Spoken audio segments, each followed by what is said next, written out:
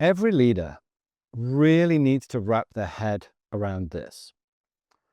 And this has taken kind of an adaptation from one of our heroes, which is the good Ken Blanchard of servant leader fame. If you haven't read that book, maybe give that a whirl.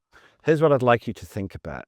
If you think about a hierarchy, think about your organization, think about what the hierarchy looks like. If I asked you to draw the organogram, you're going to draw something like this, lots of different layers perhaps, and people at the top, and then there are people at the bottom.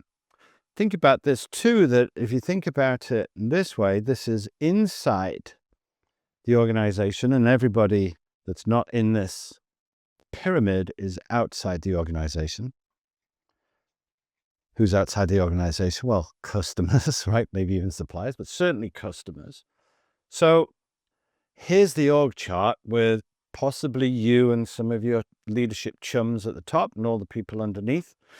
And then the way that Ken talks about it, and I like it very much, that these guys up here, these guys are all responsible, for how the organization runs and how everything's going, and that responsibility trickles down, which means that the people down here, these chaps here, are all responsive to whatever's going on there. So we sort of have this up and down responsive piece inside and then towards the outside of the organization. It's interesting that when we first start engaging with our clients, we'll often ask the leader, hey, George, hey, Mary, hey, Tom, who works for you, right? And then they'll produce an organogram that looks something like this. And then we'll have a conversation about what the organogram looks like. Oh, well, Tom works for me and Sally works for me and Peter works for me, right? They start talking about hierarchy. They start talking about layers as it goes down the organization. And as we continue to talk to them and having them think about where does the responsibility lie, where does the responsiveness really lie, where should it lie, we ask them what would happen if we flipped that organogram, that org chart, if we flipped it upside down, what would that look like? Well, if we flipped that upside down, it would now look like this, wouldn't it?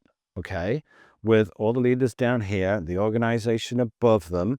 This is still inside, of course. This is still outside, of course. Here's the leadership team, layers looking like this. And we have a conversation with them that says, actually, they don't work for you, do they? In reality, everybody's trying to serve the customer. Everybody's trying to give the customer what they need, satisfy the customer.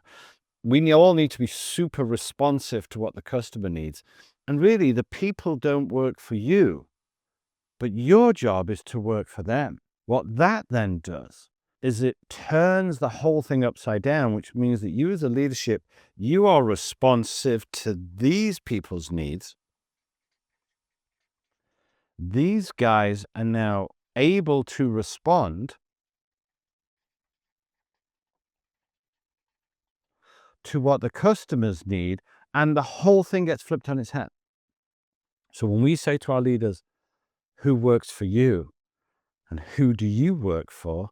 Well, who works for you? Kind of nobody really. Who do you work for? You work for everybody because everybody works to serve the customer outside the organization.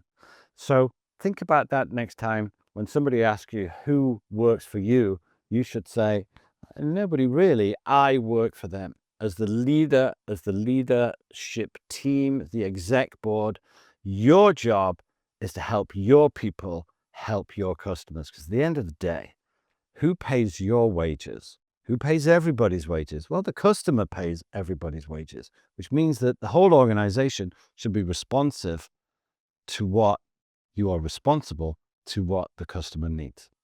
So think about that next time you're thinking about who works for who and who's in charge, because you're not in charge. You're just looking after the things. Customers in charge.